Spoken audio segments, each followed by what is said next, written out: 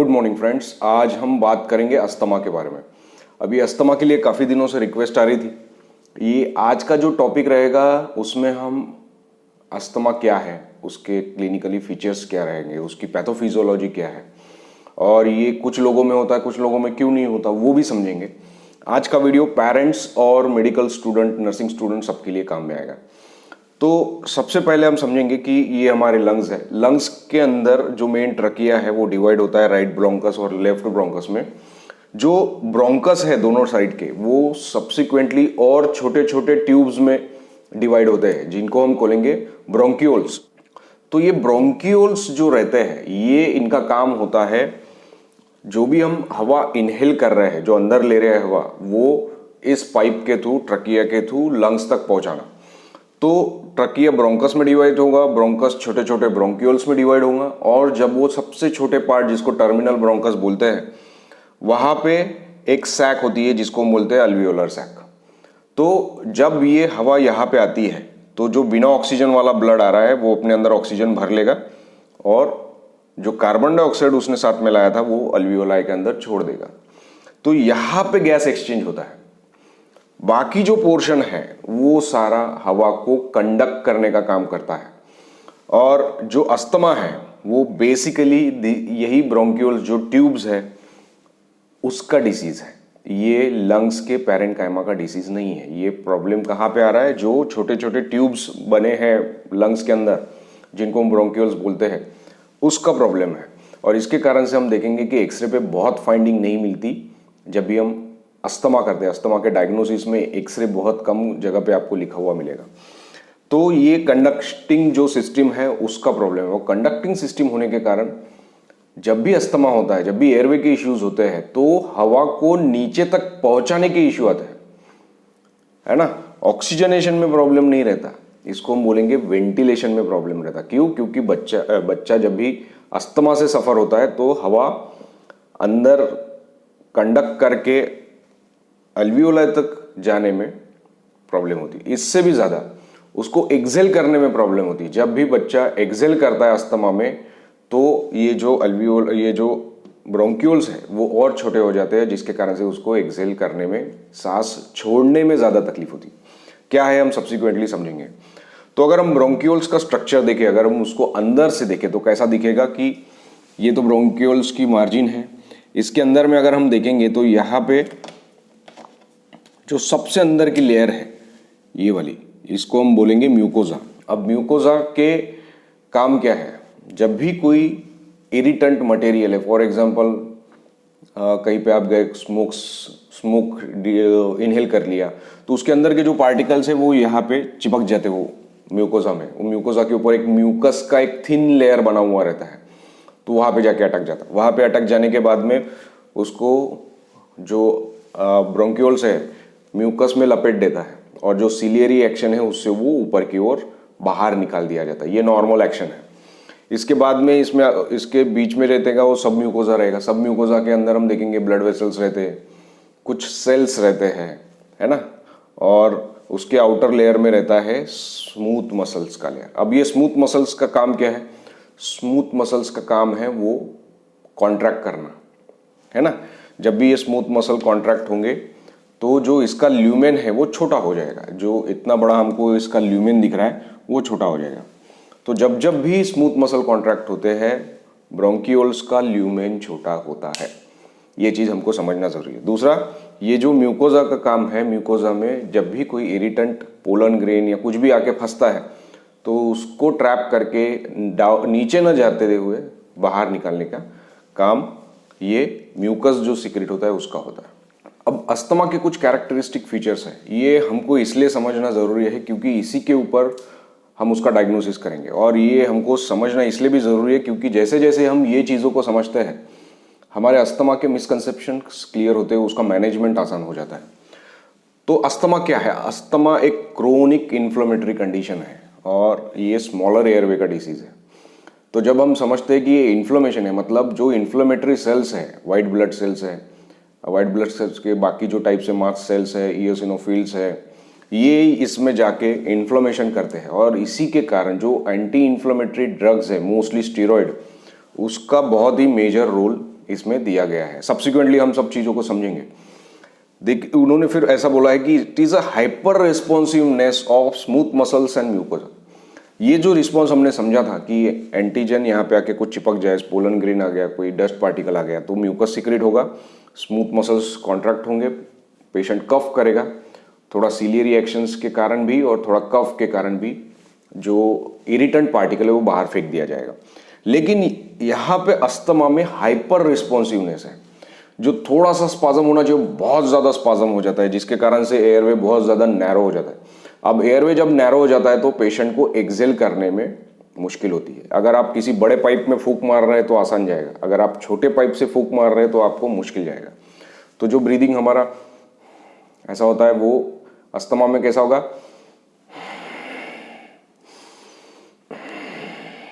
क्यों? क्योंकि पेशेंट को एक्सेल करने में ज़्यादा समय लग रहा है, ज़्यादा एफर्ट्स लग रहे हैं। तो ये कैरेक्टरिस्टिक ब्रीदिंग है। ब्रीदिंग इन करना आसान होता है लेकिन एक्सेल करने में मुश्किल होती है। दूसरा, इसमें म्यूकोजा बहुत ज़्यादा, म्यूकोजा इरिटेंट हो जाएगा, उसमें बहुत ज़्यादा म्यूकस सिक्रेट कर देगा, और म्यूकस सिक्रेट करने के कारण ये जो एयरवे है उसके अंदर बहुत ज़्यादा म्यूकस भर जाएगा। अब म्यूकस भर गया है तो वो कफ करके निकालेगा तो वेट कफ रहेगा, खड़खड़ खड़खड़ करके वो म्यूकस बाहर निकालेंगे। या बहुत बार म्यूकस अगर बाहर नहीं भी निकल रहा है तो भी म्यूकस इतना जमा हो जाता है कि वो एयरवे का लुमेन और नैरो हो जाता है। अब ये ब्रोंकोस्पाज्म जो हुआ है, ये मसल्स कॉन्ट्रैक्ट होने के कारण ऑलरेडी ल्यूमेन नैरो हुआ है, उसमें ये म्यूकस भर गया उसके कारण से भी। तीसरा, जो ये म्यूकोजा का सब म्यूकोजल जो लेयर है जिसके अंदर ब्लड वेसल्स है, उसमें भी एडिमा आ जाता है, क्योंकि उसमें ब्लड वो इन्फ्लेमेशन के कारण बहुत ज़्यादा एडिमा हो जाता है, बहुत ज़्यादा पानी वहाँ पे रिटेन कर लेता है बॉडी, जिसके कारण से जो ब्लड वेसल्स है वो लीकी हो जाते हैं, मतलब उसमें से पानी निकलता है, जो लिक्विड्स है वो वहाँ पे जमा होने के कारण उसके अंदर एडिमा आ जाता है, और जिसके कारण से और ल्यूमेन नैरो हो जाता है। तो तीन चीज़ें कंट्रीब्यूट कर रही है, एक तो स्मूथ मसल्स का कॉन्ट्रैक्शन, सब म्यूकोजा का एडिमा, और जो म्यूकस सिक्रीट कर रहा है उसके कारण से, जो वो ल्यूमेन को ऑक्यूपाई कर रहा है उसके कारण से, और इसके कारण से बच्चे का या फिर किसी पेशेंट का एक्सपीरेशन में प्रॉब्लम होता है। अब ये हर किसी में समान नहीं रहता, किसी किसी पेशेंट में आप देखोगे तो उसको बहुत ज़्यादा दिक्कत नहीं रहती, थोड़ा बहुत तकलीफ होता है, और किसी किसी को इतनी ज़्यादा तकलीफ हो जाती है कि उसको एडमिट करना पड़ता है। इसका और क्या है? नैरोइंग ऑफ एयरवे, वो हमने समझा। तीन कारण क्या थे? इंक्रीज सिक्रीशन ऑफ म्यूकस, वो भी हमने समझा था। क्यों? क्योंकि इन्फ्लेमेशन के कारण और हाइपर रिस्पॉन्सिवनेस के कारण, जो ज़रूरत से ज़्यादा इम्यून रिस्पॉन्स आ रहा है उसके कारण से यहाँ पे म्यूकस जमा हो जाता है। सिम्टम्स क्या रहेंगे? वीजिंग, जैसे मैंने समझा था कि सांस छोड़ने में दिक्कत हो रहा है तो उसके कारण से एक टिपिकल साउंड आता है सीटी बजाए जैसा, this is wheezing. Then dyspnea, dyspnea मतलब सांस लेने में दिक्कत है। पेशेंट को कभी कभी सांस लेने में दिक्कत नहीं रहती, खास करके बच्चों को अगर हम देखो तो क्या हुआ है तो खांस रहा है, और आप देखो तो उसको बहुत ज़्यादा तकलीफ नहीं रहती, बच्चा इधर उधर भागते रहता, और जब आप उसको ऑस्कल्टेट करो तो आपको वीज मिलती है। तो वीज या तो विदाउट स्टेथोस्कोप भी सुनाई दे सकती है, या फिर स्टेथोस्कोप जब हम लगाते हैं चेस्ट में तब हमको वीजिंग सुनाई देगा, और उसको सांस लेने में दिक्कत रहेगी बच्चे को। कफ, यस, ये प्रोमिनेंट फीचर्स है, क्यों? ब्रोंकोस्पाज्म के कारण अंदर इरिटेंट रहता है तो बॉडी उसको बाहर निकालने की कोशिश करती है, कफ करके। म्यूकस रहता है, उसको बाहर निकालने की कोशिश करता है। ये कफ अच्छा है, क्यों? क्योंकि ये रेस्पिरेटरी सिक्रीशंस को क्लियर कर रहा है। बहुत से लोग क्या करते हैं, ये स्टेज में कफ सप्रेसेंट दे डालते हैं। यहाँ पे अगर आपने कफ सप्रेसेंट दिया तो वो सिक्रीशंस अंदर ही रहेंगे, विच विल एक्सासर्बेट द अस्थमा। तो एक एक चीज को हमको समझना है ना। तो यहाँ पे आपको कफ अच्छा है, इसको दबाना नहीं है, और अगर आप इसको दबाते हैं तो वो सिक्रीशंस अंदर में रह जाएंगे। जो अपर एयरवे का कफ रहता है उसमें बहुत बार इरिटेटिंग रहता है, क्योंकि थ्रोट के अंदर पेन रहता है, उसको दबाने के लिए आप कफ सप्रेसेंट दे सकते हैं। ये जो म्यूकस वाला कफ है, वेट कफ है, इसको आपको दबाना नहीं है। इसमें हम क्या करेंगे, फिर जो डिसीज है उसका ट्रीटमेंट करेंगे। जैसे आप डिसीज का ट्रीटमेंट करोगे, ये अंदर का पैथोफिजियोलॉजी रिवर्स हो जाएगा, तो आपके सिम्टम्स भी रिवर्स हो जाएंगे। चेस्ट टाइटनेस, बहुत से लोगों को लगता है कि सांस लेने में दिक्कत हो रही है, चेस्ट, छाती बहुत टाइट टाइट लग रही है, ऐसे सिम्टम्स भी बहुत बार बताते हैं। और इसका जो कैरेक्टरिस्टिक फीचर्स है, variation with time and severity. Typical history देते हैं कि सांप दिन भर अच्छा रहता है, शाम को होते होते इसकी सांस बहुत बढ़ जाती है, या फिर बोलते हैं कि रात भर अच्छा था सब, सवेरे 4 बजे से तकलीफ बढ़ गई। ये बहुत ही टिपिकल हिस्ट्री है आपके एयरवे के हाइपर रिस्पॉन्सिवनेस की, और ये अस्थमा हो सकती है। अब अस्थमा सब बच्चों को बोलते हैं कि बच्चों में हम अस्थमा लेवल करने को समय लेते हैं, उसमें हम बहुत बार इसको बोलते हैं hyper reactive airway disease. Hyper reactive क्यों? हमने समझा था कि इसका रिस्पॉन्स ज़्यादा दे रहा है, जो भी इरिटेंट आ रहा है उसको ज़रूरत से ज़्यादा रिस्पॉन्स दे रहा है जो बॉडी को प्रॉब्लम कर रहा है, तो इसको हम हाइपर रिएक्टिव एयरवे डिसीज बच्चों में बोलते हैं। अगर वो परसिस्टेंट रह जाता है 5 साल के बाद भी, तो हम उसको अस्थमा लेवल करते हैं। तो इसमें वेरिएशन रहेगा टाइम के साथ, जैसे मैंने बताया, और सीवियरिटी के साथ। तो कभी बहुत ज़्यादा तकलीफ रहती, कभी कुछ भी मामूली सी तकलीफ रहती है, और हमको ऑस्कल्टेट करने के बाद पता चलता है कि अरे हाँ, इसको ब्रोंकोस्पाज्म हो रहा है करके। तो इसमें वेरिएबिलिटी रहती है। दूसरा रिवर्सेबिलिटी है कि तकलीफ एकदम से बढ़ी, फिर थोड़ी बात खुद ही ठीक हो गया। ये भी हिस्ट्री आपको देगी, अस्थमा का क्लू देगी। और दूसरा ड्रग्स के साथ में, कुछ नहीं साहब, बहुत बार खांसी होती है, सांस लेने में दिक्कत होती है, वो पंप दिया है, वो पंप ले लो या फिर भापारा ले लो, तो उसके बाद में पेशेंट अच्छा हो जाता है। तो ये हिस्ट्री भी आपको अस्थमा की तरफ लेवल कर रही है। अब कुछ डिसीजेस होते हैं जिसमें देखा है कि कोई भी वेरिएबिलिटी नहीं है। 2 दिन से बुखार था, है ना, अस्थमा में बुखार पहले नहीं आता, बुखार बाद में आता है जब ये जो आपके सिक्रीशंस है वो इन्फेक्ट हो जाते हैं, या फिर अस्थमा के साथ साथ अपर रेस्पिरेटरी ट्रैक इन्फेक्शन है, तब बुखार रहेगा। तो अस्थमा में बुखार नहीं मिलेगा, और अस्थमा में बुखार नहीं मिलने के कारण वो एक बहुत बड़ा क्लू है। अभी बहुत बार पेशेंट आते हैं कि सांस लेने में दिक्कत है, और वो सुबह से लेकर शाम तक एक जैसा है, उसमें वेरिएबिलिटी कुछ भी नहीं है ना। उसमें फीवर आ रहा है, बच्चा सिक है, और घर में भी किसी को इन्फेक्शन था, तो ऐसे कंडीशन में आपने उसको lower respiratory tract infection suspect करना चाहिए। लेकिन वेरिएबिलिटी है, जैसा मैंने बताया, दिन भर अच्छा रहता है, शाम को बढ़ता है, रात भर अच्छा रहता है, 4 बजे तकलीफ होती है, और बीच में ठीक हो जाता है, फिर से तकलीफ बढ़ जाती है। या फिर बाहर गया था, फूल के बगीचे में गया था, तब से हो रहा है, या फिर डस्ट उड़ी थी तब से हो रहा है, या फिर ये पर्टिकुलर चीज खाली उसके कारण से हो रहा है। तो ये सारी चीजें आपको अस्थमा की तरफ इंडिकेट करेंगे, और भी इसके बारे में डिटेल में समझेंगे। अब अस्थमा होता क्यों है? हम देखते हैं कि सबको अस्थमा नहीं होता, किसी किसी को ही अस्थमा होता है। बहुत बार आयुर्वेदा में इसको बोला है कि कफ की प्रवृत्ति रहती है बच्चे की। तो ये इसका एग्जैक्ट कारण अभी भी पूरी तरह से क्लियर नहीं है कि किसी किसी को होता है, किसी किसी को क्यों नहीं होता। पर उन्होंने क्या देखा कि इसमें कुछ फैक्टर्स है जिसको अगर हम ध्यान से देखें तो उसके कारण से ऐसा हो सकता है, और डायग्नोसिस में भी हेल्प करता है, और बहुत बार मैनेजमेंट में भी हेल्प करता है। सबसे पहला कॉज है जेनेटिक मतलब फैमिली में होता है। तो अगर आप पूछो तो हाँ, इसके पापा को थी, या फिर बोलते हैं कि इसके मामा के बच्चों को भी ऐसे ही तकलीफ है, या फिर बोलते हैं कि इसके बड़े भाई को, बड़ी बहन को अस्थमा की तकलीफ है। तो ये फैमिली हिस्ट्री मिलती है, खास करके पहले पीढ़ी में भी रह चुका है, या फिर कुछ और बीमारियां रह सकती है जो फैमिली में है, और ये बच्चे में उसके चांसेस बढ़ जाते हैं, अस्थमा के चांसेस बढ़ जाते हैं। फॉर एग्जांपल एलर्जिक राइनाइटिस है, या फिर एक्जिमा है, बोलते हैं कि उसको स्किन की बीमारी है, हर बार खुजली चलती रहती है, वेदर चेंज हो जाए तो ड्राई हो जाती है, और फिर डॉक्टर के पास जाके उसके लिए एप्लीकेशंस लगाने पड़ते हैं। तो ये फैमिली हिस्ट्री ऑफ एक्जिमा है, family history of allergic rhinitis, किसी ना किसी एलर्जी की फैमिली में हिस्ट्री है, वो फैमिली हिस्ट्री रह सकती है। दूसरा, एक हाइजीन हाइपोथेसिस उन्होंने बोला गया है कि जो बच्चा छोटा था तब घर वालों ने बहुत ही साफ सफाई रही, उसको खेलने नहीं दिया, उसको घर घर में रखा है, और बहुत साफ सफाई का ख्याल रखा है, हर चीज में हाथ धोना, हर चीज में सैनिटाइजर यूज करना। तो ये एक हाइजीन हाइपोथेसिस दिया गया है, ये एस्टेब्लिश फैक्टर नहीं है। दूसरा, इसका मतलब ये नहीं है कि हमको प्रिकॉशंस नहीं लेने, प्रिकॉशंस लेने हैं, लेकिन एक बार बच्चा थोड़ा सा बड़ा हो जाए, 1.5 साल का हो जाए, 2 साल का हो जाए, तो उसके बाद में उसको थोड़ा सा इन्वायरमेंट को एक्सपोज भी करना है, गार्डन लेके जाना है, घास के ऊपर चलाना है, जो साफ काली मिट्टी है उसके ऊपर उसको बिना चप्पल के नंगे पैर चला सकते हैं।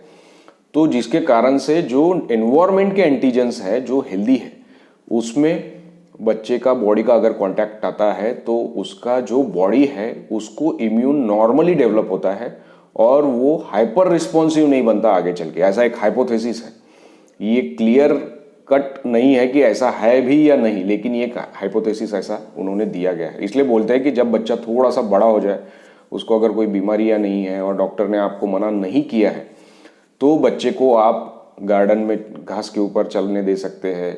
आप जो साफ मिट्टी है, ऐसे नहीं जिसमें कुत्ते बिल्लियों की गंदगी हो या फिर जिसमें केमिकल्स डाले हुए हैं, ऐसी मिट्टी नहीं, साफ मिट्टी जो काली मिट्टी है उसके ऊपर बच्चे चल सकते हैं। और थोड़ा बहुत अगर बच्चे गिरते हैं, खेलते हैं, तो उसको बार बार साफ नहीं करना है। बस खाना खाने से पहले या बच्चा मुंह में हाथ न डाले उसके पहले आप उसका हैंड वॉश करके उसको खिला सकते हैं। तो एक हाइजीन हाइपोथेसिस ये भी है। अब दूसरे कुछ चीजें जिसको हम बोलते हैं कि प्रेसिपिटेटिंग फैक्टर है। प्रेसिपिटेटिंग मतलब अच्छा था लेकिन ऐसा कुछ हुआ और उसके बाद में बच्चे को तकलीफ चालू होगी। इसको ट्रिगर्स भी बोले जाते हैं कि इसने वो जो इन्फ्लेमेटरी हाइपर रिस्पॉन्सिवनेस हम बोल रहे थे वो ट्रिगर कर दिया। तो इसको समझने के लिए हम दो कैटेगरी में डिवाइड करेंगे। एक तो नॉन मॉडिफाइबल, जिसको हम कुछ कर नहीं सकते, वो हमारे कंट्रोल के बाहर है, और दूसरा मॉडिफाइबल, जिसको हम थोड़ा सा कंट्रोल कर सकते हैं। अब इसका फायदा क्या है? अगर किसी को अस्थमा का अटैक बार बार हो रहा है तो आप उसके ट्रिगर को कंट्रोल कर सकते हैं, है ना। किसी को अगर केले की एलर्जी है या फिर दही खाने के बाद बार बार अस्थमा खाता है, या बहुत बार बोलते हैं कि कल इसने आइसक्रीम खा ली और आइसक्रीम खाने के बाद में इसको तकलीफ हुई है, तो आप उसको रोक दो कि बाबा आओ ऑब्जर्व करो। अगर हर बार आइसक्रीम खाने के बाद में बच्चे को अस्थमा का अटैक आ रहा है तो आइसक्रीम खिलाना बंद कर दो, ठीक है, ये एक रह सकता है। तो ये चीज भी हमको समझना है। तो नॉन मॉडिफाइबल में कौन सा है जिसको हम कुछ कर नहीं सकते? URI, सर्दी खांसी होने वाली है और बहुत बार सर्दी खांसी होने के बाद में अस्थमा का अटैक एग्रीवेट हो जाता है। दूसरा वेदर चेंज। तो वेदर चेंज में ज्यादा प्रॉब्लम होता है। जब बहुत ज्यादा ठंडा ठंडा चल रहा है और एकदम से गर्म होता है तब तकलीफ होगी। एक बार फिर से गर्म हो गया तो तकलीफ कम हो जाएगी, है ना। लेकिन जो वेदर चेंज है, ठंडा ठंडा गर्म गर्म चल रहा था और एकदम से बादल आ गए और ठंडा हो गया, तो ऐसे टाइम पे पेशेंट को तकलीफ हो जाएगी। एक बार बारिश अच्छे से शुरू हो जाएगी तो शायद तकलीफ ना हो, लेकिन जो वेदर फर्स्ट टाइम चेंज होता है वो उसको समझना जरूरी है। इसका क्या इंपॉर्टेंस है कि अगर वेदर चेंज हो गया और पेशेंट को थोड़ी सी खांसी शुरू हो गई तो आप उसको नेबुलाइज कर दो, उसका ट्रीटमेंट कर दो, ठीक है। एक्सरसाइज इंड्यूस अस्थमा रहता है। बहुत बार भागने के बाद या कुछ भी चीज करने के बाद, खेलने के बाद बच्चे को एकदम से अस्थमा हो जाता है। तो बहुत से स्पोर्ट्समैन ऐसे हैं जिनको अस्थमा रहता है। इसका मतलब वो स्पोर्ट्स छोड़ देते कि नहीं, उनको मालूम है मुझे एक्सरसाइज के बाद में तकलीफ होने वाली है, इसलिए वो पहले ही ब्रोंकोडायलेटर और स्टेरॉइड्स ले लेते हैं। तो ये चीज हमको समझना है ना। तो अस्थमा के प्रेसिपिटेटिंग फैक्टर्स को समझो, वो मैनेजमेंट में हेल्प करेगा। दूसरा एयर पोल्यूशन। एयर पोल्यूशन को हम मॉडिफाई नहीं कर सकते। एयर पोल्यूशन तो हर जगह है, ड्यूटी पे जाना है, सब काम करना है, तो ये हो सकता है। लेकिन अगर किसी को बहुत ही ज्यादा प्रॉब्लम हो रहा है तो वो अपना वर्किंग प्लेस चेंज कर सकता है। जैसे हमने देखा कि बहुत से लोग बताते हैं कि साहब जब मुंबई में था तो बहुत तकलीफ थी, अभी गांव की तरफ आ गया तो तकलीफ कम हो गई है। तो ये प्रॉब्लम एयर पोल्यूशन है। लेकिन कुछ लोग क्या बोलते हैं कि सर गांव में था तो बहुत तकलीफ थी, मुंबई गया तो सेटल हो गया, कम हो गया तकलीफ उसका। क्यों? तो उसको पोलन ग्रेन से एलर्जी थी, जो गांव में खेती बाड़ी के कारण बहुत ज्यादा रहते हैं, जिससे उसको एलर्जी थी। तो वो अपना एनवायरमेंट चेंज कर सकता है। ये नॉन मॉडिफाइबल है, लेकिन इसके ऊपर थोड़ा सा कुछ किया जा सकता है। Then emotions and stress. कभी कभी जब भी इमोशंस में आ जाते हैं, एकदम से उनको खांसी शुरू हो जाती है और ब्रोंकोस्पाज्म हो जाता है। अगेन ये हाइपर रिस्पॉन्सिवनेस है। हम सबको थोड़ी सी तकलीफ होती है स्ट्रेस में जब रहते हैं, लेकिन इनको तकलीफ ज्यादा होगी। मेंस्ट्रुअल साइकिल है। मेंस्ट्रुअल साइकिल में जो हार्मोनल चेंजेस होते हैं उसके कारण से शरीर पानी रिटेन करता है। पानी रिटेन करने के कारण जो सब म्यूकोस है उसमें थोड़ा सा एडिमा आ जाता है और उसके कारण से पेशेंट को अस्थमा का अटैक आ सकता है। Low birth weight. कोई बच्चा लो बर्थ वेट था। और एक था जो टीटीएन बोलते हैं हम, ट्रांजिएंट टैकिपनिया ऑफ न्यूबॉर्न। उन्होंने बोला कि इसमें भी सांस लेने में दिक्कत हो सकती है। अब पैदा ही वो बेचारा वैसा हुआ था तो उसको क्या करेंगे, है ना। तो इसको नॉन मॉडिफाइबल में डालेंगे। अब मॉडिफाइबल में ये फैक्टर्स हमको ऑब्जर्व करना जरूरी है कि क्या करने के बाद बच्चे को अस्थमा का अटैक आए।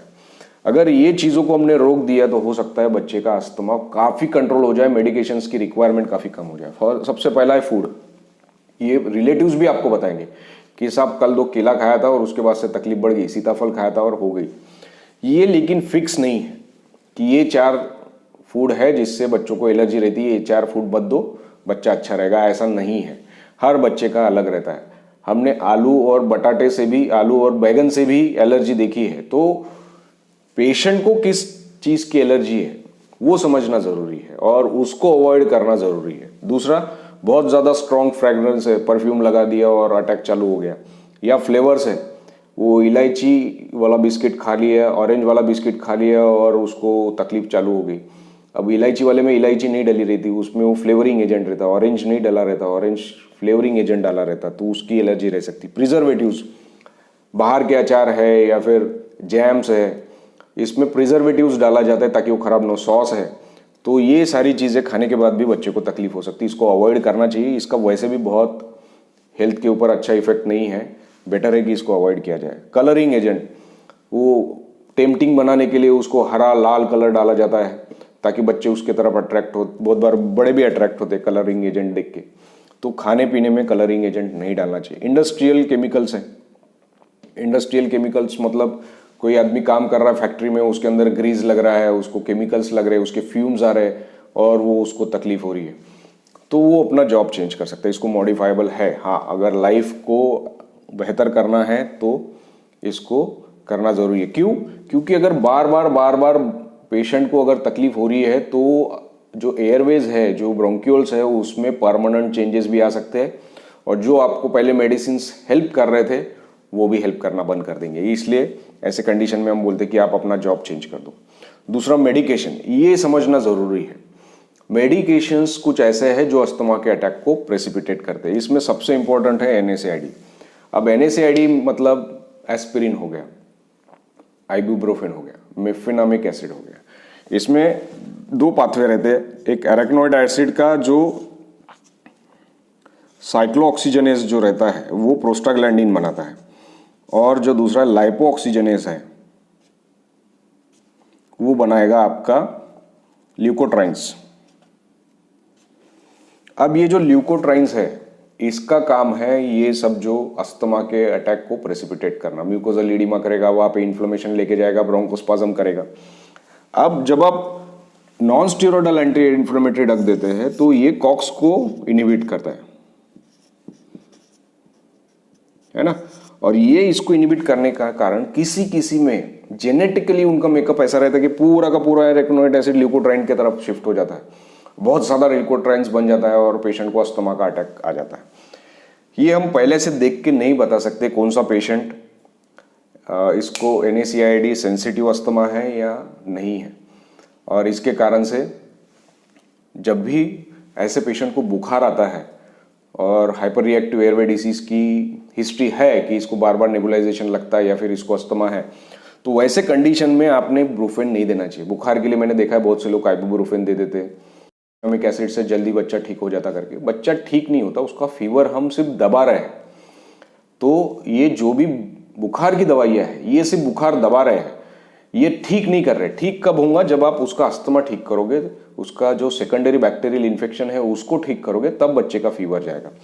तो हमको आइबुजेसिक या फिर मेफेनामिक एसिड ऐसे बच्चों में अवॉइड करना चाहिए। पैरासीटामोल सेफ है, वो भी ज़रूरत नहीं है तो नहीं देना है। अगर बच्चे को बुखार नहीं है तो ज़बरदस्ती पैरासीटामोल नहीं देने का है। ये इन्फ्लेमेशन आपका पैरासीटामोल से कम नहीं होने वाला।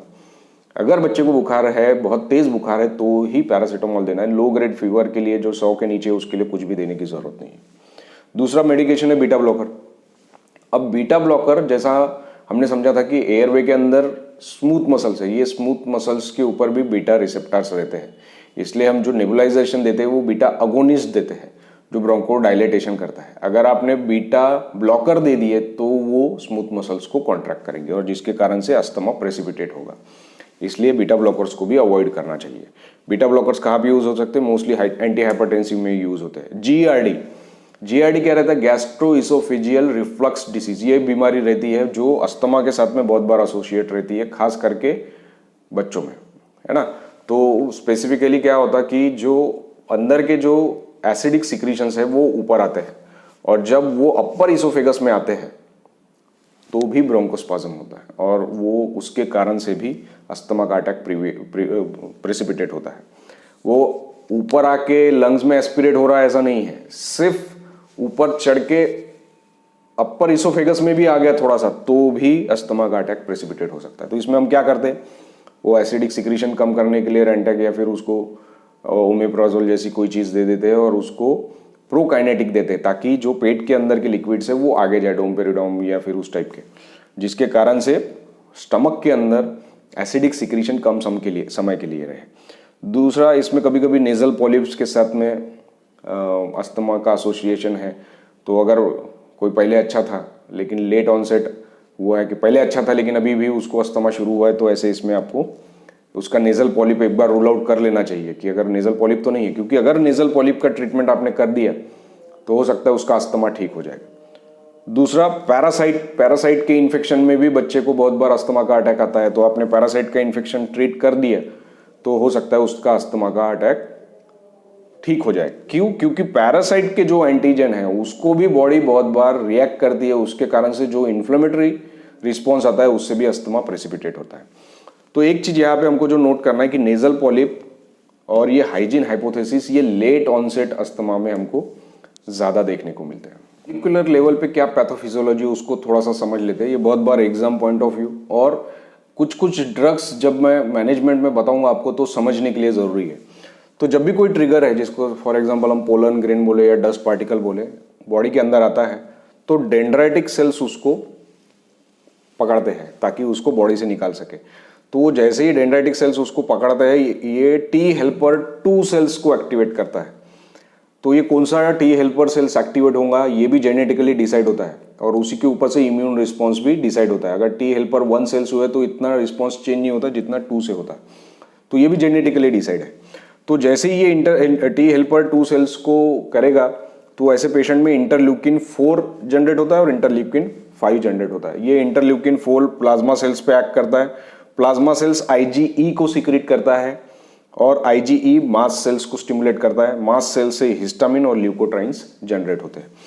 अब क्योंकि इसकी पैथोफिजियोलॉजी में मास सेल्स का रोल है इसलिए मास सेल्स स्टेबिलाईजर जो होते हैं उसको आप इसमें यूज कर सकते हैं। मोंटेलुकास्ट और बाकी सारी चीजें जो है मास सेल स्टेबिलाईजर इसमें यूज होते हैं। मास सेल स्टेबिलाईजर के अंदर कुछ ग्रैन्यूल्स होते हैं जो जनरेट करते हैं हिस्टामिन और ल्यूकोट्राइन्स।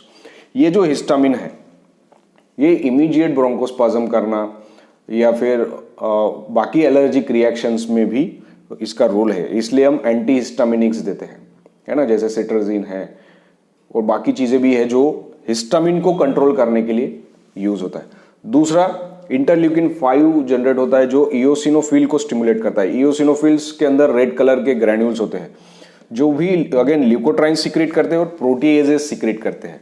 अब ये जो ल्यूकोट्राइन्स है जो मास सेल्स और इओसिनोफिल से सीक्रेट हो रहे हैं, इसका काम क्या है कि और इन्फ्लेमेटरी सेल्स को अट्रैक्ट करना और इन्फ्लेमेशन को अट्रैक्ट करना, जिसके कारण से जो अस्थमा का अटैक है वो परसिस्ट रहता है, वो जो इन्फ्लेमेशन है वो परसिस्ट करता है। तो हिस्टामिन इमीडिएट इफेक्ट दिखाता है, जो ल्यूकोट्राइन्स है वो जो इन्फ्लेमेशन है उसको परसिस्ट करता है। तीसरा, इओसिनोफिल्स प्रोटीएजेस भी रिलीज करते हैं। ये प्रोटीएजेस क्रोनिक टिश्यू डैमेज के लिए रिस्पॉन्सिबल रहता है और जिसके कारण से अगर बार बार पेशेंट को अटैक आता है तो किसी पेशेंट में, सब में नहीं, किसी पेशेंट में जो ब्रोंक्यूल्स का लाइनिंग है उसमें फाइब्रोसिस के चेंजेस आने लगते हैं और फाइब्रोसिस के चेंजेस आने के कारण जो ल्यूमेन है वो परमानेंटली नैरो रहता है और उसमें फिर पेशेंट डिटोरिएट होते जाता है। जो उसको रिस्पॉन्स पहले ब्रोंकोडायलेटर का आता था वो नहीं आता और पेशेंट आगे चल के डिटोरिएट हो जाता है, आगे चल के उसके बहुत ज़्यादा प्रॉब्लम्स हो जाते हैं, उसकी लाइफ रिस्ट्रिक्ट हो जाती है। ये स्टेज में हमको पहुंचने नहीं देना है। इसीलिए एंटी इन्फ्लेमेटरी सेल जिसमें मेनली इनहेल्ड कॉर्टिकोस्टेरॉइड्स है उसका काफ़ी रोल है, इसको हम मैनेजमेंट में समझेंगे। लेकिन इनहेल्ड कॉर्टिकोस्टेरॉइड्स अगर आप 2023 के गाइडलाइंस भी देखोगे तो हर किसी को देना है अगर उसको अस्थमा है तो ये इनहेल्ड कॉर्टिकोस्टेरॉइड जो है वो कम डोज का स्टेरॉइड है, जहाँ पे उसकी ज़रूरत है वहीं पे जाता है और ये जो उसके डैमेज है इसको रोकता है। अभी ये जो क्रोनिक टिश्यू डैमेज है इसके बाद जब रिस्पॉन्स मिलना शुरू हो जाता है तो लोग क्या बोलते हैं कि इसको आदत पड़ गई, ये पंप की आदत पड़ गई, पर पंप की आदत नहीं पड़ी है, उसका डिसीज प्रोग्रेस हुआ है। जो अस्थमा के मेडिसिन है, जो इनहेलर्स है, जो पंप्स है, जो नेबुलाइजर है, वो अस्थमा में हेल्प करती है। प्रियंका चोपड़ा का भी आपने ऐड देखा होगा कि अस्थमा के लिए ये मैनेजमेंट ज़रूरी है। बहुत से लोग इसकी आदत पड़ जाएगी करके भी इनहेलर्स को यूज़ नहीं करते और जिसके कारण से उनकी लाइफ में अस्थमा बढ़ते जाता है। तो वो मैनेजमेंट में हम डिटेल में समझेंगे। तो ये इसकी पैथोफिजियोलॉजी।